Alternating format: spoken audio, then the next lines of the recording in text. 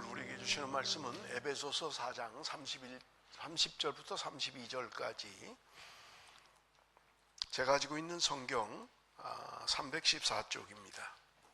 에베소서 4장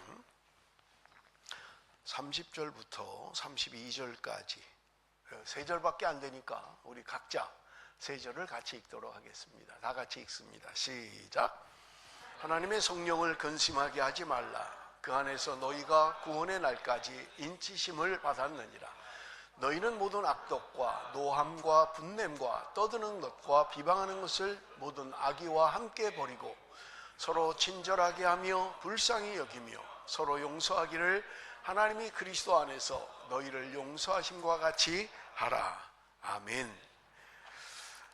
우리 지난 시간에 지난주에 성령의 새롭게 하심이라는 분노라는 주제를 가지고 우리가 함께 은혜를 나눴습니다. 성령의 새롭게 하심 첫 번째는요, 우리 언어 생활이 변화된다라고 말씀을 드렸고요.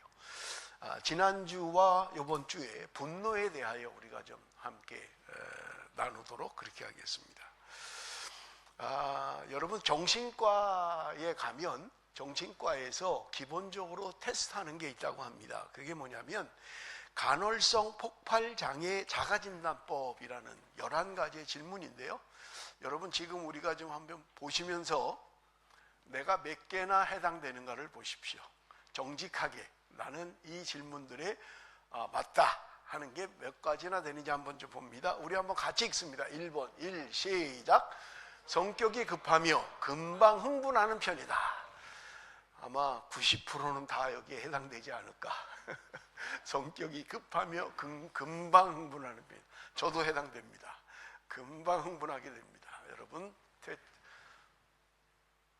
자꾸 패트릭만 쳐다보지 말고 나를 봐, 나를. 뭐 패트릭만 자꾸. 2번 다 같이 읽습니다. 시작. 내가 한 일이 잘한 일이라면 반드시 인정받아야 하며 그러지 못하면 화가 난다. 내가 한 일이 잘한 일이야. 그래서 난 인정받아야 돼. 그런데 인정받지 못하면 화가 난다는 거예요. 그런 경우가 많이 있죠. 제가 고등학교 때 은혜를 받고 여름 성경학교를 하잖아요. 보통 교회가 그때 뭐 주로 많이 했어요. 중학교, 고등학교, 대학생 전부 다 여름이 되면 수련회 가고 여름 성경학교 하고 여름 성경학교 준비를 제가 한 달 동안 했어요. 한 달 동안. 우리 청년들, 마음 맞는 청년들, 교사들이죠. 교사들과 함께 한 달 동안 교회에서 잤어요. 여기 그냥 이런 장의자에 그냥 자고 한 달 동안 준비한 거예요. 뭐 애들 학교에 가서 그냥 분장하고 모집하고 뭐 전도하고 물품 준비하고 가르칠 거 연구하고 뭐 한 달 동안 그렇게 했는데, 그렇게 끝나면 보통은 장로님들이, 목사님들이 아이고 우리 황 선생 수고했어, 아주 그냥 열심히 해가지고 이번에 효과가 많아, 아주 잘했어, 수고했어, 이렇게 항상 그랬거든요. 근데 어느 해인가는 아무도 말을 안 하는 거예요. 내가 뭘 잘못했나, 어떻게 뭐 그냥 말 한마디 하는 게 어렵지 않잖아요. 그렇게 한 달 동안 수고했는데, 그리고 4박 5일 동안 하거든요. 그냥 교회에서 살면서 그냥 막 새벽 기도하면서 막 하는 거예요. 그러면 장로님들이 봤으니까 아유 참 선생님들 수고 많았습니다, 수고했습니다 이래야 되는데, 어느 해인가는 정말 귀신같이 한 명도 안 하는 거예요. 그러니까 제 안에 화가 나는 거예요. 아니, 그렇게 했으면 말 한마디 하는 게 그렇게 힘들어? 수고했습니다, 고생했습니다, 그거 뭐가 그렇게 돈 드는 것도 아닌데 뭐가 그렇게 힘들다고 화가 나는. 내가 한 일이 잘한 일이라면 반드시 인정받아야 하며 그렇지 못하면 화가 난다. 3번 우리 한번 다 같이 읽습니다. 시작. 온라인 게임에서 본인의 의도대로 되지 않아 화가 난 적이 여러 번 있다. 우리 뭐 청년들이 주로 좀 많이 해당할 것 같은데, 어른들은 게임 안 하겠죠? 혹시 어른이 돼서도 게임에 불을 켜시는 분들이 있나요? 근데 내 맘대로 안 돼요. 화가 나는 거예요. 혹시 뭐 어른들이야 무슨 뭐 온라인 게임 뭐 별로 안 하잖아요. 4번이요? 올려주세요. 자신이 하는 일이 잘 풀리지 않으면 쉽게 포기하고 좌절감을 느낀다. 뭐가 잘 안 되면 그냥 쉽게 포기해버리는 거야. 에이, 관둬. 그만해. 에이, 안 돼. 5번, 타인의 잘못을 그냥 넘기지 못하고 꼭 마찰이 일어난다. 남 잘못하는 거 꼭 지적하는 사람이 있죠. 아, 당신이 잘못했잖아 이번에. 아이, 왜 찬양하면서 삑사리가 나는 거야. 연습 똑바로 해, 이 사람아. 이러면 이제 듣는 사람은 화가 나는 거죠. 그래서 분쟁이 되는 거죠. 그래서 꼭 마찰이 일어나는 거예요. 그냥 가만히 있으면 되는데 짜다, 싱겁다, 뜨겁다, 차다, 뭐 말이 많으면 분쟁이 일어나는 거예요. 한 사람 수고는 올라가고 그냥 힘든 거예요. 저도 가끔 그래요. 밥이 왜 이렇게 돼? 누가 밥한 거야 오늘? 밥한 사람 화가 나죠. 지는 앉아서 먹기만 하면서 말이야. 뭐 어쩌다 저쩌다 싱겁니 짜니 뭐 맛이 있니 없니 뭐 밥이 잘 됐니 안 됐니 하는 사람 화가 나. 그리고 마찰이 생기는 거예요. 6번, 다른 사람들이 나를 무시하는 것 같고 억울하다는 생각이 자주 든다. 나를 무시해. 이 사람들이 나를 인정하지 않아. 억울해. 나는 이런 생각이 자주 든다. 있죠? 7번, 우리 한번 다 같이 읽어봅니다. 시작. 화가 나면 막 꼭지가 돈다 그러잖아요. 막 뚜껑이 열린다 그러잖아요. 그럼 막 거친 말 막 하는 거예요. 막 10원짜리, 100원짜리 막 나오는 거예요. 막 그냥 막. 그것도 안 되면 이제 주먹이 나가는 거예요. 그냥 막. 뭐 이런 사람은 없겠지만, 그럴 수 있다는 거예요. 거친 말, 험한 말, 욕설 많이 한다는 거예요. 8번, 화가 나면 주변에 물건을 집어 던진다. 막 집어 던진다. 저는 봤어요. 어릴 때부터 우리 아버지가 뭘 자꾸 집어 던졌어요. 술만 드시면 뭘 집어 던졌어요. 근데 제가 가만히 보니까 비싼 건 안 던지시더라고요. 그러니까 이게 술을 좀 먹어도 제정신인 것 같긴 해요. 싸구려만 던지더라고요. 싸구려만. 뭐 비싼 걸 막 집어 던지는 게 아니라 보면 뭐 바가지 깨져도 별 뭐 돈도 안 되는 거. 뭘 자꾸 집어 던진다.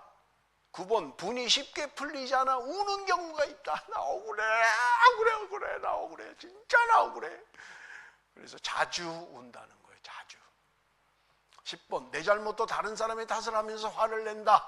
지난주에 말씀드렸죠. 내가 잘못한 거 아무것도 없어요. 네가 그랬기 때문에 내가 화를 낸 거야. 이런 상황이니까 내가 화를 내지. 애들이 내 말을 안 들으니까 내가 화를 내지. 내가 잘못한 거 아무것도 없어요. 모든 원인은 다른 사람에게 있는 거예요. 여러분 그렇지 않나요?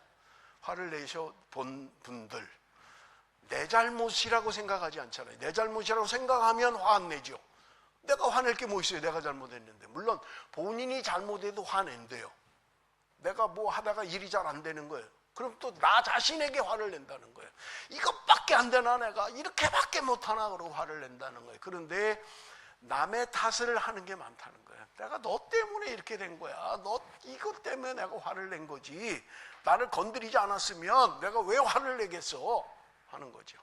11번, 중요한 일을 앞두고 화가 나 그 일을 망친 적이 있다. 중요한 일인데 지금 사회를 봐야 되는데 설교를 해야 되는데 결혼식을 해야 되는데 중요한 일을 앞두고 화가 나서 그 일을 망쳐버린 경우가 없느냐는 거예요. 자, 11가지 중에 몇 개나 해당돼요, 여러분? 몇 개? 안 쉬어봤어요? 몇 개? 제가 말씀을 드릴게요. 1개에서 3개까지 해당된다. 혹시 있으세요? 1개에서 3개. 예. 흠내리세요. 이분들은 분노 조절이 가능한 사람이라고 이야기해요. 제가 하는 게 아니고 정신과에서. 지금 질문에 하나에서 3개 정도 있다 이러면 이분은 분노 조절이 가능한 사람이다 이렇게 본다는 거예요. 그런데 4개에서 8개 제가 이제 손 들라고 안 할게요. 여러분 이제 여러분이 그냥 해보세요. 4개에서 8개 정도 된다. 이 사람은 감정 조절 능력이 부족하다 이렇게 판단한다는 거예요. 정신과에서 이 사람은 감정 조절 능력이 부족하다. 9개가 넘는다. 11개 중에 난 9개야, 난 10개야 이런 사람은 병원에 입원해서 치료를 받아야 된다는 거예요. 이 사람은 자기 스스로 분노 조절이 불가능한 사람이라는 거예요. 그래서 치료를 받아야 된다 이렇게 이야기하여 의학적으로는 이런 거예요. 뇌의 전두엽이 손상되었거나 일시적으로 기능이 떨어질 때 분노 조절이 안 된다는 거예요. 전 뭐 의대를 나온 사람이 아니라 무슨 말인지 잘 모르겠어요. 전두엽에 손상을 입으면 분노 조절이 잘 안 된다는 거예요. 자, 분노가 뭐냐? 학술적인 의미로는 여러분 PPT를 보세요. 자신의 욕구 실현이 저지당하거나 어떤 일을 강요당했을 때 이에 저항하기 위해 생기는 부정적인 정서 상태를 분노라고 한다 하는 거예요. 내가 억울해. 뭐가 강요당했어. 뭐가 내가 하고 싶은 게 제대로 안 됐어. 실현이 안 돼. 또는 하지 말라고 해요. 나 이거 먹고 싶은데 먹지 말라는 거예요. 저도 늘 이게 아주 당뇨 환자라 고통이고 어렵습니다. 집에 있는 두 여자가 뭐 조금만 하면 먹지 말래요. 자기네들은 먹으면서, 아니 먹지나 말래. 자기네는 초콜릿 칵 먹으면서 아빠 안 돼. 아빠 먹으면 안 돼. 아, 나도 먹고 싶은데. 화나는 거죠. 내가 뭔가 하고 싶은데 하지 말라는 거예요. 이게 억제되는 거예요. 자꾸. 그러면 화난다는 거예요. 부정적인 상태에 머물게 된다는 거예요. 이게 분노라는 것이란 말이에요. 자, 분노의 표출 유형이 뭐냐? 과격한 신체 행위를 한다는 거예요. 책상을 치는 거예요. 주먹으로 막 치는 거예요. 그런가 하면 문을 세게 여닫는 거예요. 아이들이 가끔 그러죠. 뭐라고 하면 그냥 문을 탁 닫고 나가요. 말은 못하고 기분 나쁘다는 표를 나 화났어. 꽉 닫고 나가죠. 아이들이 많이 하는. 어른들도 하지요? 아닌가요? 접시 등 각종 물건을 부수거나 집어 던지고 발로 차거나 머리 등 막 크니까 화가 나가지고 분노 때문에 머리를 막 한다는 거예요. 가해자를 멍들 정도로 때린다는 거예요. 막 꼬집는다는 거예요. 멍이 들도록 막 꼬집는다. 자해를 하던가 옷을 막 벗는다는 거예요. 가끔 뭐 드라마 같은 거 보면 조폭들이 막 옷을 벗잖아요. 그 안에 문신 보여주려고. 나 이런 사람이야. 저는 고등학교 때 자해하는 친구들도 봤어요. 자기가 이게 분노가 일어날 때 과격한 신체 행위를 한다. 언성을 높인다는 거예요. 소리를 지른다는 거예요. 소리를 지른다는 거예요.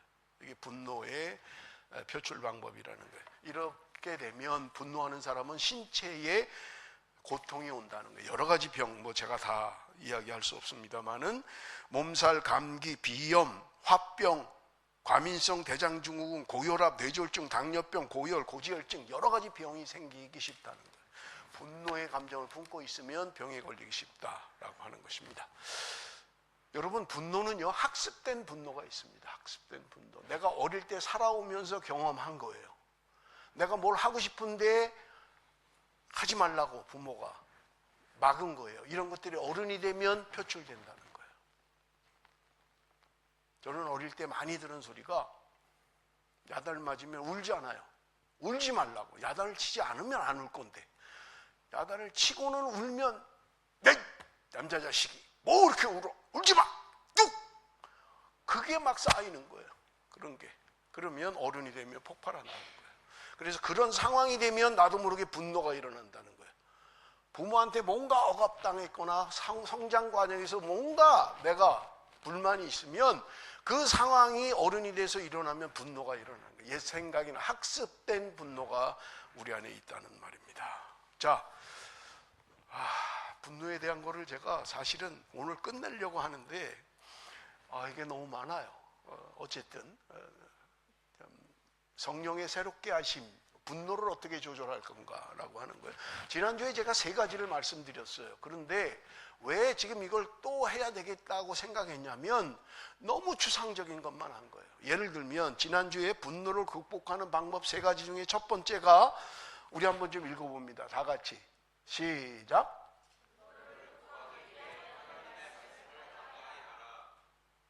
분노를 극복하기 위해서 하나님의 말씀을 가까이 하라는 거예요. 누가 몰라요? 안 되는데 어떡하냐고요. 안 되는데. 그게 문제잖아요. 제가 이것 때문에 다시 해야 되겠다고 생각한 거예요. 목사가 그냥 그렇게만 하면 되지요. 하나님 말씀을 가까이 하십시오. 그래야 분노가 극복됩니다. 안 되는데 어떡할 거냐고. 안 되는데 그게 문제인데 사실은. 그렇잖아요. 내 안에 분노가 일어날 때 말씀이 작동을 하고 말씀이 역사를 해서 분노야 그러면 안 된다. 나는 말씀의 사람이다 이러면 되는데 안 되잖아요. 그러니 어떻게 할 거냐 이 말이에요. 어떻게, 왜 안 되는지 그러면 하는 거예요. 자, 야고보서 1장 21절, 그러므로 모든 더러운 것과 넘치는 악을 내어버리고 너희 영혼을 능히 구원할 바 마음에 심어진 말씀을 온유함으로 받으라. 지난주에 말씀드렸던 건데 안 기억나죠? 그죠? 이거 기억나세요? 이 말씀이 지난주에 제가 말씀드린 거예요. 자, 보세요. 마음에 심어진 말씀을 온유함으로 받으라. 이게 뭐예요? 말씀을 어떻게 온유함으로 받아요? 말씀을 어떻게 온유함으로 받느냐고요? 이게 무슨 말이냐 하는 거예요. 여러분, 성경은 우리에게 분명히 말씀하고 있어요. 우리의 굳은 마음을 제하고 부드러운 마음으로, 돌에 새겨진 계명이 아니라 우리의 신비의 말씀이 새겨질 거라고 말씀하신 거예요. 그러면 말씀을 온유함으로 받으라. 말씀이 우리의 신비에, 마음에 박히는 게 도대체 뭐냐는 걸 알아야 될 거 아니에요. 그래야 마음에 새겨지는 건지 아닌지를 알 수 있잖아요. 그죠? 어려운 얘기를 하나 할게요. 먼저 여러분, 우리의 혼이 승복하지 않으면 말씀은 우리 안에 새겨지지 않습니다. 여러분, 말씀을 들을 때 집중해서 듣지 않으면요, 말씀이 우리의 마음에까지 가질 않아요. 여러분, 우리의 마음이라는 건요, 두 개를 한꺼번에 못해요. 무슨 말이냐? 말씀을 들으면서 말씀에 집중하면서 내가 어사이먼트 생각 못해요. 내가 지금 말씀을 들으면서 가스불 꺼졌나 안 꺼졌나 생각 같이 못해요. 우리는 하나밖에는 못해요.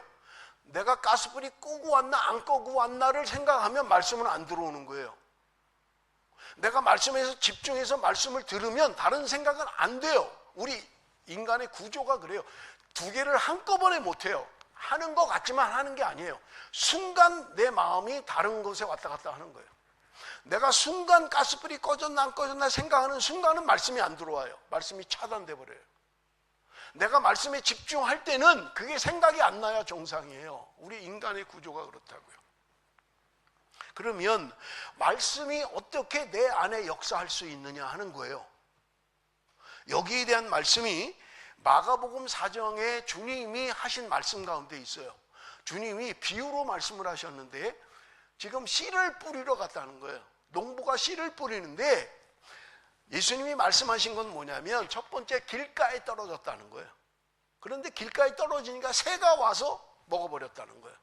두 번째, 돌짝밭에 떨어졌는데 흙이 깊지를 않으니까, 흙이 깊지가 않으니까 해가 나면 그게 뿌리가 없어서 타버리고 만다는 거예요. 그리고 세 번째는 가시덤불에 떨어진다는 거예요. 근데 거기서 좀 자라려고 하는데 가시의 기운이 막아서 더 이상 성장을 못하고 열매를 맺지 못한다는 거예요. 그런데 우리의 마음의 옥토에 떨어진 씨는 30배, 60배, 100배의 열매를 맺는다고 말씀하고 있는 거예요. 그런데 제자들이 이 말을 못 알아들은 거예요. 그래서 주님한테 물었어요. 주님이 말씀하신 이 비유가 뭡니까? 하니까 주님이 그 비유를 마가복음 4장 14절에서 20절에 설명을 해 주신 거예요. 자, 보세요. 여러분 그냥 말씀을 따라오세요. 제가 읽을 테니까. 뿌리는 자는 말씀을 뿌리는 것이라. 여기 씨라는 건 말씀을 의미한다는 거예요. 예수님이 설명을 했으니까 이것보다 더 잘할 수 없죠. 씨를 뿌린다는 말은 말씀을 뿌린다는 거예요. 15절, 말씀이 길가에 뿌려졌다는 것은 이들을 가리킴이니 곧 말씀을 들었을 때 사단이 즉시 와서 그들에게 뿌려진 말씀을 빼앗는 것이요. 길가에 떨어졌다는 말은, 그래서 새가 먹었다는 말의 의미는 뭐냐?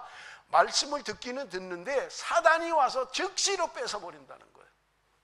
내 안에 자리를 잡을 시간도 없어요. 내 안에 뿌리를 내릴 시간도 없어요. 사단이 그냥 먹어버리는 거예요. 자, 보세요. 말씀이 내 안에서 왜 역사를 못하는가? 그렇게 교회를 오래 다녔는데도 어떻게 내 안에 말씀의 능력이 없는가 하는 거예요. 사단이 먹어버리는 거예요. 주일날 말씀 들어도 먹어버리는 거예요. 사단이 뺏어버리는 거예요. 여러분이 부정적인 생각이 말씀을 뺏어버리는 거예요. 말씀을 듣고 은혜를 받아야 되는데 말씀을 듣고 악한 마음이 생기는 게 부정적인 마음이 생기는 거예요. 여러분, 우리 사도행전 묵상하고 있잖아요. 바울이 복음을 전하는 1차, 2차, 3차 전도여행, 로마로 가는 전도여행을 보십시오. 모든 사람이 다 환영한 거 아니에요. 말씀을 다 받아들이고 말씀을 환영하고 감사합니다. 은혜 주셔서 감사합니다. 정말 말씀대로 살겠습니다. 우리가 변화되겠습니다. 그런 사람만 있는 거 아니에요. 거의 선교지를 갈 때마다 여러분 3차는요 특히 제가 보니까 바울이 도망 다니는 거예요. 다 도망 다니는 거라고요. 죽이려고 하니까 사람들이 해를 끼치려고 하니까 도망가서 복음 전하고 도망가서 복음 전하고 하는 게 전도여행이에요. 말씀을 다 받아들이는 게 아니라 누군가는 어떤 사람들은 분노를 일으키고 어떤 사람들은 죽여야 되겠다. 저거 감옥에 쳐놔야 되겠다. 그래서 감옥에도 갇히고 죽을 고비를 넘기고 하는 것이 바울의 선교예요. 그렇다면 여러분 틀림없습니다. 지금 말씀을 듣고 있는 여러분 가운데도 말씀을 순수하게 받아들이는 사람이 있는가 하면 여러분 말씀을 순수하게 안 받아들이는 사람도 있어요. 부정적인 마음, 악한 마음, 분노의 마음이 오는 거예요. 너나 잘하세요. 너나 잘하세요. 그러고 있는 거예요. 그러면요 절대로 은혜를 받을 수는 없어요. 사단이 와서 가져가 버리는 거예요. 두 번째는 뭐예요? 두 번째는 여러분 보세요. 16절 17절 또 이와 같이 돌밭에 뿌려졌다는 것은 이들을 가리킴이니 곧 말씀을 들을 때 즉시 기쁨으로 받으나 그 속에 뿌리가 없어 잠깐 견디다가 말씀으로 인하여 환난이나 박해가 일어나는 때에는 곧 넘어지는 자요. 돌밭에 떨어졌어요. 이런 사람은 어떤 사람이냐? 말씀을 들을 때 기쁨이 있었다는 거예요. 아 그래 맞아 그렇게 살아야지 그렇게 해야지 했는데 뿌리가 없는 거예요. 말씀에 뿌리가 없는 거예요. 그러다 보니까 잠깐 견뎠어요. 말씀을 듣고 은혜 받고 잠깐 견뎠는데 환난이나 박해가 오면 넘어져 버리고 마는 거예요. 여러분 나의 상태는 어떻습니까? 말씀을 듣고 아 그래 맞아 그렇게 하면 되겠네 그렇게 살아야지 했는데 어려움이 오면 넘어져 버리고 마는 거예요. 세 번째는요 가시날개에 떨어진 것입니다. 18절 19절 우리 한번 같이 읽어봅니다. 다 같이 시작.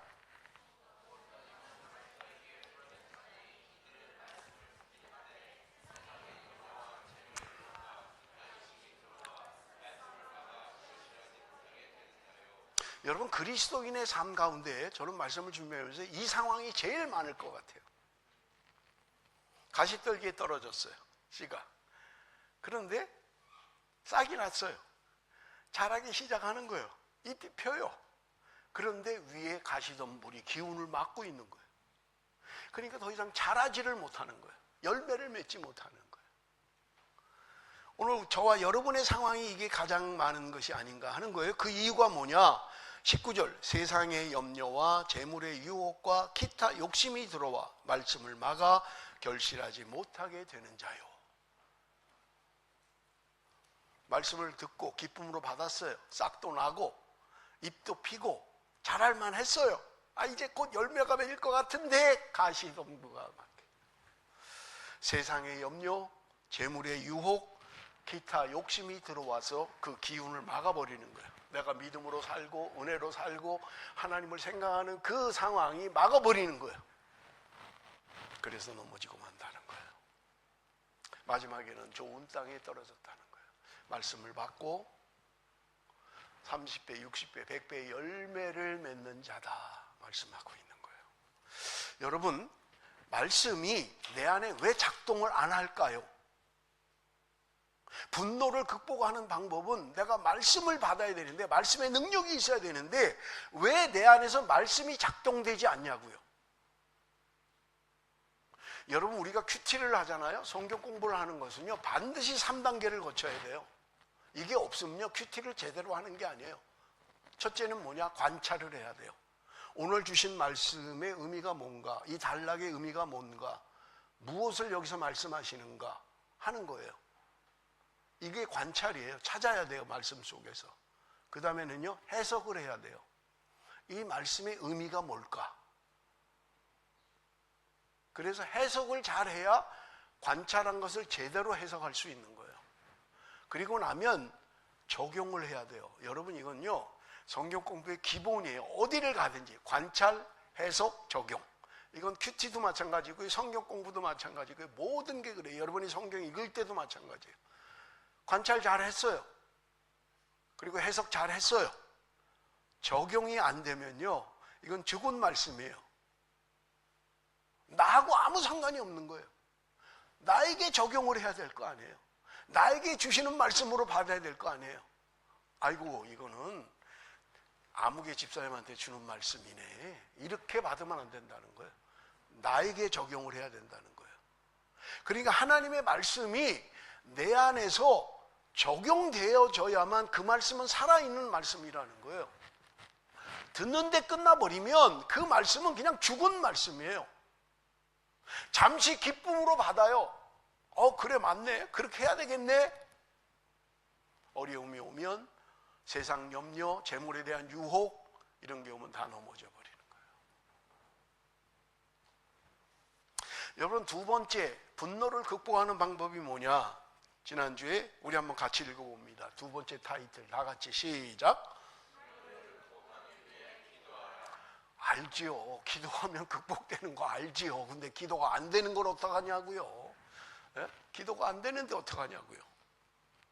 지난주에 말씀, 이 주제의 말씀 주신 게 디모데전서 2장 8절이었습니다. 그러므로 각처에서 남자들이 분노와 다툼이 없이 거룩한 손을 들어 기도하기를 원하노라.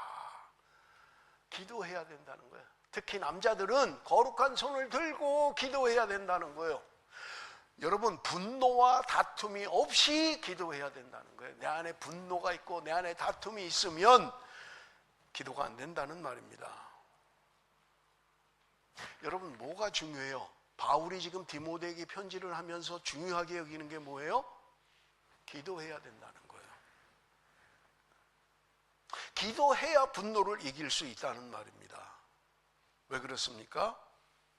기도라고 하는 것은요, 우리의 마음에 주님의 마음으로 채우는 거예요. 나를 비우고 주님의 마음으로 채우는 것입니다. 그러니 여러분, 먼저 기도해야만 합니다. 기도 없는 성공보다 기도 있는 실패가 더 낫다는 거예요. 내가 기도 안 하고 성공하는 것보다 기도하고 실패하는 게 훨씬 더 낫다는 거예요. 그런데 현실은 우리가 기도가 잘 안 된다는 거예요. 그렇잖아요. 기도가 잘 되면 뭐 이런 말 할 거 없지요. 기도가 잘 되는데. 근데 왜 기도가 안 될까요? 왜 우리는 기도를 지속할 수 없나요? 내 의지와 내 노력으로 기도하려고 하면 너무 힘들어요. 우리가 그리스도인들이 늘 경험하는 거예요. 제가 정말 질문 드리고 싶어요. 한 번 기도할 때 30분 이상 기도한 적이 있다. 대부분 없어요. 내가 기도할 때 1시간 이상 기도한 적이 있다. 쉬지 않고. 대부분 없어요. 내 의지와 내 힘으로 기도를 하려면요, 10분 넘기는 게 쉽지 않아요. 우리 아버지, 우리 엄마, 우리 형제들, 뭐 다 교회 구역장님, 뭐 교회 목사님 다 돌아가면서 했는데 10분도 안 지난 거예요. 그런 경험 없으신가요? 나는 한 5분밖에 기도 안 한 것 같은데 시계를 보니까 1시간을 했다. 그런 적 있으세요? 그런 경험 하신 적 있으세요? 반대잖아요. 난 1시간 한 것 같은데 시계를 보니까 10분밖에 안 지난 거예요. 난 되게 오래 했다고 생각했는데 10분밖에 안 지난 거예요. 다시 묻겠습니다. 하루에 기도를 얼마나 하시나요? 하지요. 날마다 하지요. 하루에 3번씩은 꼬박꼬박 하지요. 밥 먹을 때. 밥 먹을 때만. 내가 진지하게 기도하는 시간이 하루에 얼마나 되느냐는 거예요. 내가 기도하지 않고도 살아갈 수 있는 힘은 어디에 있는 거예요 도대체? 내가 기도하지 않아도 될 정도로 용감하신가요? 모든 게 풍족한가요? 모든 게 문제가 없나요? 그럼에도 불구하고 기도하지 않는 이유는 무엇입니까? 우리가 다 그러잖아요. 기도가 안 돼요 목사님. 그렇게 할 수가 없어요. 가르쳐 드리겠습니다. 로마서 8장 34절 봅니다. 로마서 8장 34절 다 같이 읽습니다. 시작.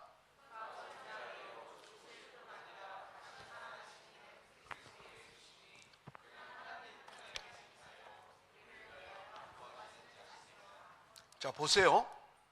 누가 우리를 위하여 간구하고 있다고요? 누가 우리를 위하여 기도해요? 예수 그리스도 하나님 우편에 계신 자요 우리를 위하여 간구하시는 자시니라.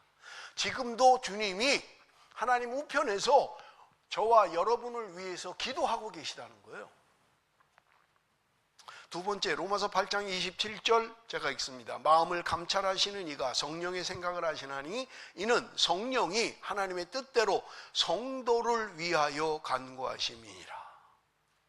성령이 성도들을 위해서 기도하신다는 거예요. 주님이 나를 위해서 기도하는 것뿐만 아니라 성령이 나를 위해서 기도하고 있다는 거예요.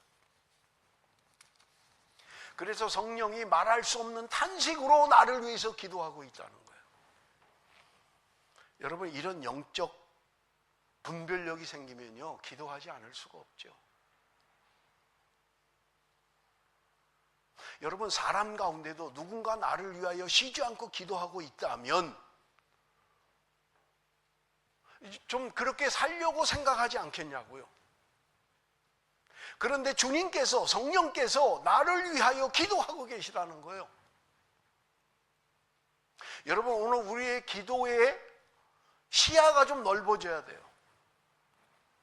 우리의 믿음의 시야를 넓혀야만 하는 것입니다. 주님이 나를 위해서 기도하고 계시다는 거예요. 성령이 나를 위해서 기도하고 계시다는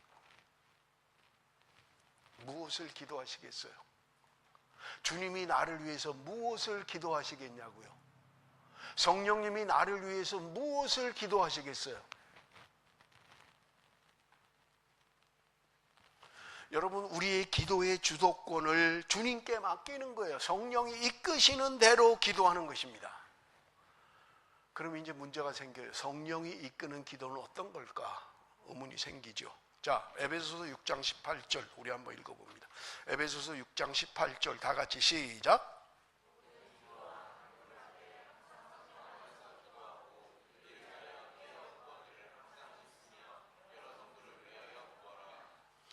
유다서 1장 20절 21절 봅니다. 사랑하는 자들아 너희는 너희의 지극히 거룩한 믿음 위에 자신을 세우며 성령으로 기도하며 하나님의 사랑 안에서 자신을 지키며 영생에 이르도록 우리 주 예수 그리스도의 긍휼을 기다리라. 자, 에베소서 6장 18절 성령 안에서 기도하고 유다서 1장 20절 성령으로 기도하며. 성령으로 기도하는 건 뭘까? 성령 안에서 기도하는 건 뭘까? 그런 경험이 있으신가요? 성령 안에서 내가 기도해 본 적이 있으시냐고요? 성령으로 기도를 해보신 적이 있느냐고요? 성령으로 기도하는 것은 분명한 것은 내 의지나 내 생각으로 기도하는 게 아니라는 거예요. 그렇잖아요. 성령으로 기도하는데 내 생각, 내 마음, 내 뜻 여기에 주력해서 기도하면 성령이 인도하는 게 아니죠. 그럼 성령이 기도하게 하는 게 뭘까? 성령 안에서 기도하는 게 뭘까? 성령으로 기도하는 건 뭘까라고 하는 것입니다.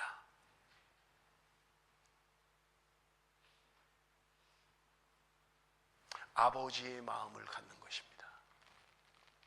하나님 아버지의 마음을 갖는 거예요. 저는 퍼스에서요 창세기를 그때는 그냥 책을 한 권씩 몇 년이 걸려도 그냥 강론을 했어요. 창세기 1장 1절부터 50장 끝절까지, 로마서 1장부터 로마서 끝까지 이렇게. 그런데 창세기에 아브라함이 조카 롯이 소돔과 고모라 성에 가잖아요. 그때 아브라함이 기도하는 장면이 나옵니다. 하나님이 소돔과 고모라를 멸망시키려고 하는 거예요. 그런데 조카가 거기 있는 거예요. 아브라함이 기도합니다. 하나님, 거기에 의인 50명이 있으면 멸망시키시겠습니까? 하나님이 아니야, 50명 있으면 안 할게. 하나님, 45명 있으면 어떻게 하시겠습니까? 45명 있어도 내가 안 해. 40명 있으면, 30명 있으면, 20명 있으면, 10명 있으면 어떻게 하시겠습니까? 하나님이 10명만 있으면 내가 안 멸망시킬게 그런 거예요. 아브라함도 양심이 있는지 더는 못했더라고요. 10명 이하로는 못했더라고요. 제가 이 본문을 설교를 해야 되는데 피해갈 수가 없는 거예요. 그냥 건너뛸 수도 없고 이걸 설교해야 되는데 아까 말씀드렸잖아요. 적용이 안 되는 거예요, 저한테. 하나님 앞에 어떻게 이렇게 기도하지? 이게 내가 적용이 안 돼. 난 한 번도 해본 적이 없는 거예요. 하나님 앞에 이렇게. 그러니 하나님 이걸 설교 좀 하게 해주십시오. 내가 적용이 안 됩니다. 하나님 이거를 해석할 수 있도록 은혜를 주십시오. 안 되는 거예요, 기도에도. 제가 보따리 싸고 기도원으로 갔어요. 그 주일 설교를 위해서 보따리 싸고 기도원에 간 거예요.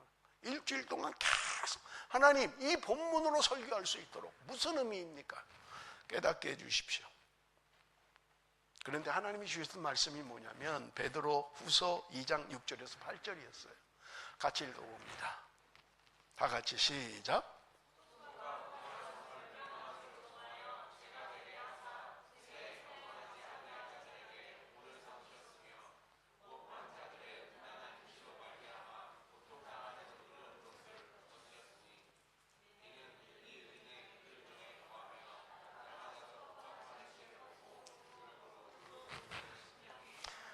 저는 특별히 가로 안에 있는 말씀이 은혜가 되었습니다. 이는 이 의인이 그들 중에 거하여 날마다 저 불법한 행실을 보고 들음으로 그 의로운 심령이 상했다. 아버지의 마음을 읽었습니다. 세상의 악한 것을 보고 들음으로 말미암아 의로운 심령이 상했다는 거예요. 여러분 세상에 돌아가는 일들을 보면서 여러분 의로운 심령이 상해 본 적이 있습니까? 뭐 염려 근심을 하겠죠. 아유 요즘 세상 큰일이야. 어떻게 우리 애들 이 가운데서 어떻게 자라야 되는 거야? 여러분 내 안에 의로운 심령이 상해 본 적이 있냐고요? 그것은 아버지의 마음인 것입니다.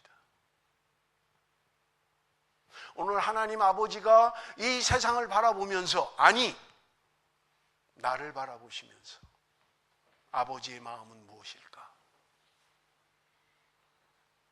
여러분 진지하게 답하셔야 됩니다.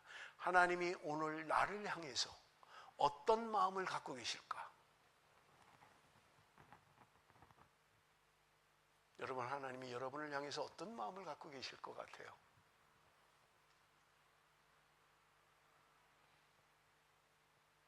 아버지의 마음을 알아야 우리는 성령의 인도함을 받는 기도를 할 수 있어요.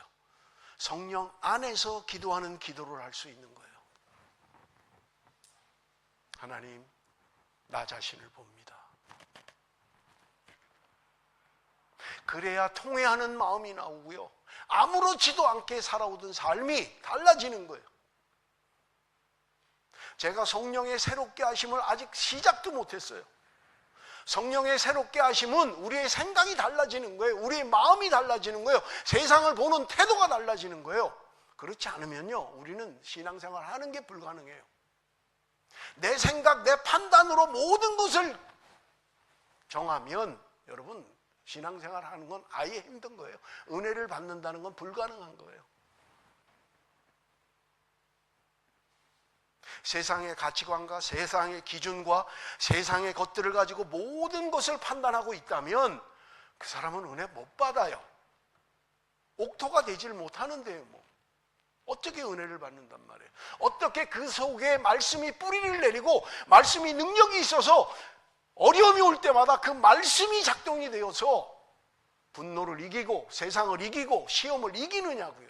없는데 내 안에 말씀이.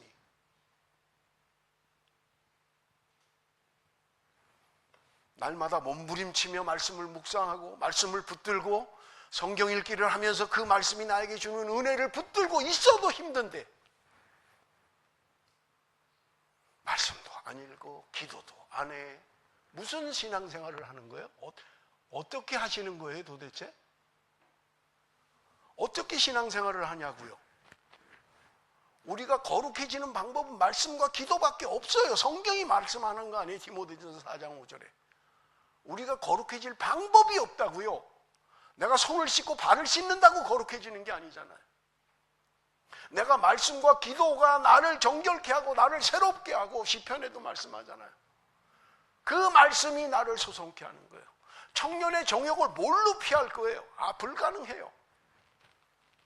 말씀이 우리 안에 작동이 되어야 우리는 정결케 될 수 있다는 말입니다.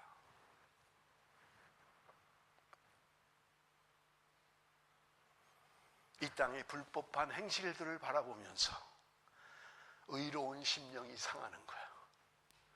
저렇게 하면 안 되는데, 저건 아닌데, 바른 길이 아닌데, 하나님의 마음이 아닌데 저건. 그걸 보고 박수를 쳐요? 그걸 보고 춤을 춰요? 하나님이 오늘 그런 내 모습을 보면서 어떤 마음을 가지시겠냐고요, 하나님이. 언제 우리의 의로운 심령이 상해봤습니까? 언제요? 안 해야지 하면서도 또 들어가서 보고 있는 내 자신을 보면서 하나님이 무슨 마음을 가지실까? 여러분, 우리가 보는 게 범죄예요. 듣는 게 범죄라고요.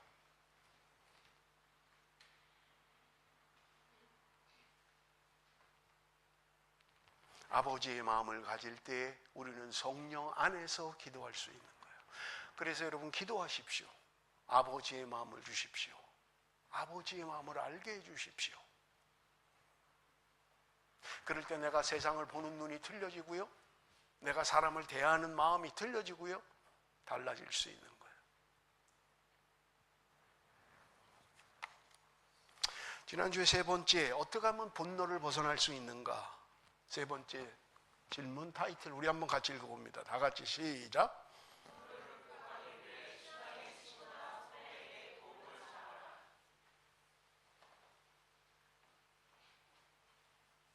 도움을 청할 만한 친구도 없고 선배도 없다면, 저는요 몇 년 전에요 깜짝 놀랐어요. 청년이 하나 그러는 거예요. 목사님, 우리 교회는요 본받을 만한 선배들이 없습니다. 깜짝 놀랐어요. 나 저 사람처럼 살아야지. 저 사람처럼 내가 신앙생활 해야지. 본받을 사람이 없습니다.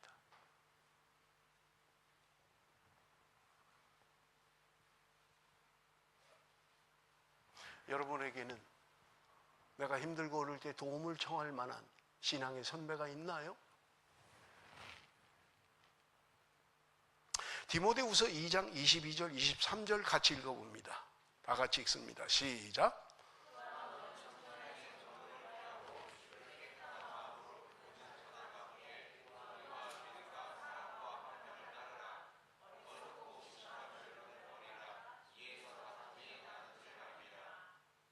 여러분 22절에 보면요 두 개의 동사가 있습니다. 하나는 뭐냐? 피하라는 거예요. 그리고 하나는 뭐예요? 따르라는 거예요. 하나는 피해야 되고 하나는 따라야 된다는 거예요. 뭘 피해요? 청년의 정욕을 피하라는 거예요. 정욕을 피하라는 거예요. 여러분 중요한 건요 명령이에요. 다 할 수만 있으면 따르십시오. 할 수만 있으면 피하십시오. 성경이 말하고 있지 않아요. 청년의 정욕을 피해. 이게 말씀이에요. 너가 할 수 있으면 좀 피해. 이런 게 아니에요. 내가 할 수 있으면 하라는 게 아니라 어떤 상황에서도 피해야 된다는 거예요. 우리의 신앙의 바로미터는요, 나 혼자 있을 때 드러납니다. 나 혼자 있을 때. 아무도 보는 사람이 없어요. 아무도. 그때 내가 뭘 하느냐가 내 신앙이에요. 제가 오늘 일부 예배 때 우스갯소리로 권모 형제에게 아내는 한국 가 있지, 돌볼 애도 같이 갔지, 나밖에 없는 거야. 이때다 내가 하고 싶은 거 다 해야지. 그때 시험이 오는 거예요. 그때 시험이 와요. 아무도 보는 사람이에요. CCTV가 있는 것도 아니에요. 아무도 몰라요. 내가 무슨 짓을 해도 아무도 몰라요. 그때 시험이 오고 죄가 내 곁에 같이 오는 거예요. 청년의 정욕을 피하라고 말씀하는 거예요. 명령입니다. 여러분 새겨들어야만 합니다. 가능하면 피하십시오. 할 수만 있으면 떠나세요. 그거 말하고 있지 않아요. 성경은. 정욕을 피하라는 거예요. 그렇다면 정욕은 청년에게밖에 없나요? 청년밖에 없어요? 중년의 정욕은 없나요? 노년의 정욕은 없나요? 아니면 소년에겐 정욕이 없어요?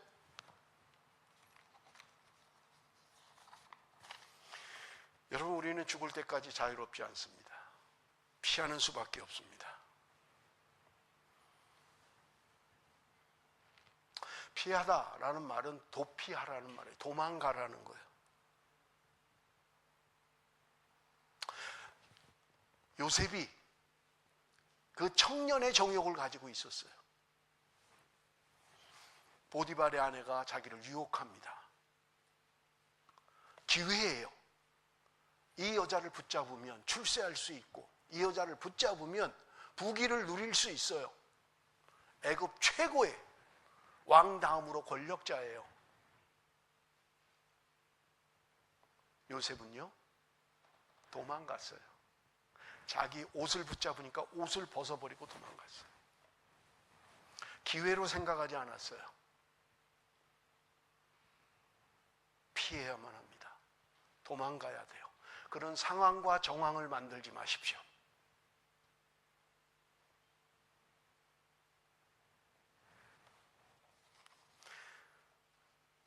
저는요, 전도사가 되고 나서 제 옆에 여자를 앉힌 적이 없습니다. 그 사람이 나이가 많든지 적든지 옆에 여자 안 앉혔어요. 우리 집사람이랑 같이 갈 때는 우리 집사람이 항상 옆에 앉고 뒤에 앉았어요. 전도사니까 일이 얼마나 많아요. 뭘 사러 가야 되고 뭐 준비해야 되고. 항상 교사 여자들이, 교회 안에 여자가 많으니까요. 남자들은 직장 가고. 여자랑 같이 가야 될 때는 반드시 2인 이상 같이 갔어요. 1대1로 가지 않았어요. 뭐 사정이 있다 보면 뭐 두 사람 가기로 했는데 한 사람, 아이 전도사님 제가 오늘 시간이 안 되겠네요. 손님이 와서 못 가겠네. 할 수 있잖아요. 그럼 가야 되는데, 그럼 한 명밖에 안 남았는데 저는 안 갔어요. 아예. 다음에 갑시다. 우리 피하십시오. 죄의 기회를, 정욕의 기회를 피하십시오. 도망하십시오. 끌어안지 마십시오. 유혹에 넘어가지 마십시오. 피해야 되는 거예요. 따라야 할 것은 무엇입니까? 의와 믿음과 사랑과 화평을 따르라. 내가 피해야 할 것, 정욕을 피하라는 거예요. 따라야 할 것은 뭐냐? 의와 믿음과 사랑과 화평을 따라야 한다는 거예요. 이 단어 하나하나를 여러분 깊이 묵상해 보십시오. 우리가 따라야 할 것은 의입니다. 불의가 아니에요. 의를 따라야 돼요. 내가 따라야 할 것은 믿음입니다. 내가 사랑과 화평을 따라야 된다는 거예요.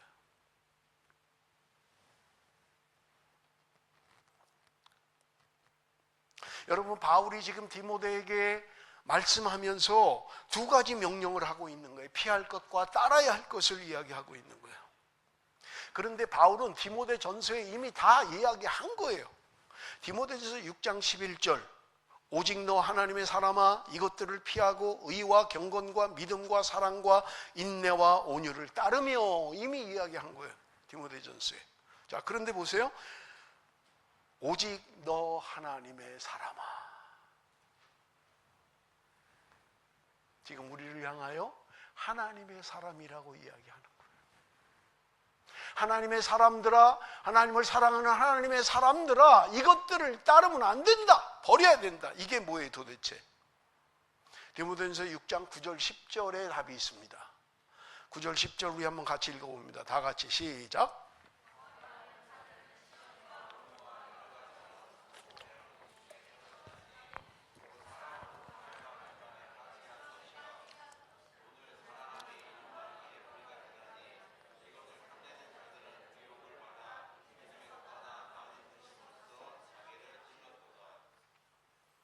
구하려고 할 때 시험과 올무가 있다는 거예요. 여러분, 그 욕심은 파멸과 멸망으로 이르게 한다는 거예요. 그런데 9절 다음에 10절, 한글 성경에는 접속사가 없어요. 9절과 10절에 연결 접속사가 없어요. 그런데 여러분 영어 성경만 봐도 분명하게 접속사가 있어요. 여러분 보이시죠? 지금 띄워져요. 10절 For the love of money 라고 되어 있어요. 지금 왜 피해야 되느냐? 왜 그렇게 되느냐? 왜냐하면 돈을 사랑하는 것이 일만하게 뿌리기 때문에 그렇다라고 말씀하고 있는 거예요.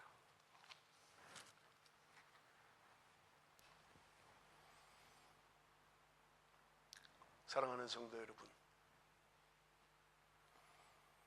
내가 시험이 되는 것, 내가 피해야 할 것, 그건 뭐냐? 우리 안에 부하려고 하는 마음이 없어야 된다는 거예요. 아이고, 그럼 뭐 교인들은 다 가난하게만 살아야 되나? 이게 부정적인 마음이에요. 말씀을 들으면서도 사단이 와서 빼앗아 버리는 거야. 아이고, 그럼 그 그리스도인 다 거지로 살려는 거야? 성경에 거지로 살라고 하지 않잖아요. 근데 우리는 성경 말씀을 희한하게 해석을 해요. 성경은 분명하게 우리에게 너희에게 먹을 것과 마실 것과 입을 것이 있어야 되는 줄 나도 안다라고 하는데도, 그럼에도 불구하고 너희는 먼저 그의 나라와 그의 의를 구하라고 하는데, 어떻게 그의 나라와 의를 구하고 살 수 있어? 일은 안 해? 돈은 안 버니? 맨날 가서 교회 일만 하면 먹여줘 누가? 목사가 밥 먹여준대? 이런 아주 부정적인 생각이 우리 안에 있는 거예요. 성경은 한 번도 그렇게 말한 적이 없어요. 아니에요? 그런 구절이 있으면 얘기를 해보세요. 성경에 그렇게 하라고 하는 게 있으면 말씀을 해보시라고요. 중요성을 이야기하는 거예요. 너에게 이게 필요하지만 먼저 그의 나라와 그의 의를 구해. 이게 그리스도인의 영적인 사람의 당연한 원리를 이야기하고 있는데도 이거 안 들어오는 거예요. 그러니 얼마나 우리가 마음에 말씀을 받질 못하냐고요. 마귀가 와서 우리 말씀을 뺏어버린다니까요. 순수하게 듣질 못하는 거예요. 순수하게 받아들이지 못하는 거예요. 악의를 가지고 듣는 거예요.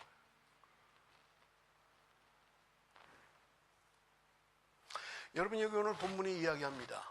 그렇게 할 때 디모데서 이야기합니다.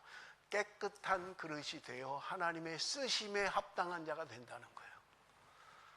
여러분, 성경은요 디모데서에 분명히 이야기합니다. 하나님의 집에는 금그릇도 있고 은그릇도 있고 질그릇도 있다는 거예요. 금으로 만든 그릇이 번쩍번쩍합니다. 은으로 만든 그릇이에요. 금그릇만은 못해도 귀하게 만든 그릇이에요. 질그릇, 싸구려예요. 뚝배기 담는 거예요. 그냥 국밥 담는 거예요. 깨지면 버려요. 그냥 이거 1,000원짜리 버리면 또 사면 돼요. 그런데 하나님의 집에는 금그릇도 있고 은그릇도 있고 질그릇도 있다는 거예요. 누가 질그릇이 되려고 할까요? 아이고, 그래도 내가 금그릇은 안 돼도 은그릇쯤은 되지 않겠어? 내가 하는 걸 봐서, 내가 봉사하고 헌신하는 걸 보면, 내가 그래도 이 교회 은그릇 정도는 되지 않을까? 스스로 위안하는 거예요. 근데 여러분, 성경은 분명하게 이야기합니다. 금그릇이냐 은그릇이냐 질그릇이냐가 아니라는 거예요. 하나님이 보는 관점은, 하나님의 도구가 되는 것은, 하나님의 쓰심에 합당한 그릇은 깨끗한 그릇을 하나님이 쓰신다는 거예요.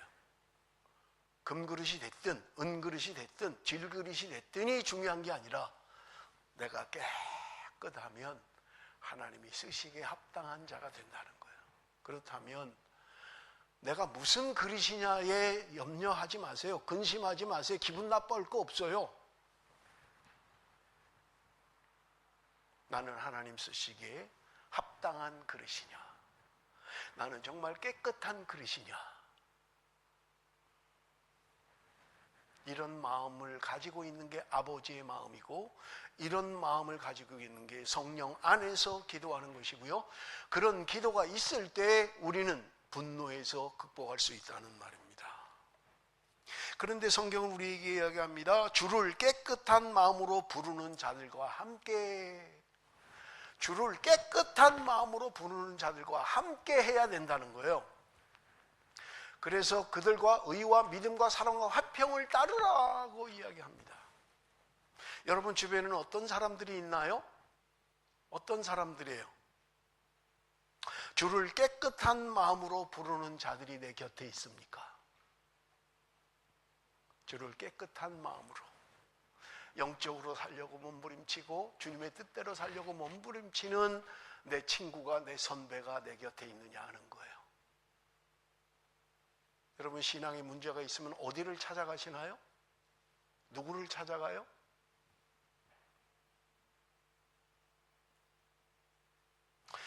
주를 깨끗한 마음으로 부르는 자들과 함께 의와 믿음과 사랑과 화평을 따르라고 말씀합니다. 어리석고 무식한 변론을 버리라. 이에서 다툼이 나는 줄 압니다. 무식한 변론, 뭐 대단하게 아는 것처럼 얘기하지 마세요. 뭘 그렇게 안다고? 무식한 변론을 낸다고 뭐 그러냐고요? 다툼만 일으키는데 누군 몰라서 그래요?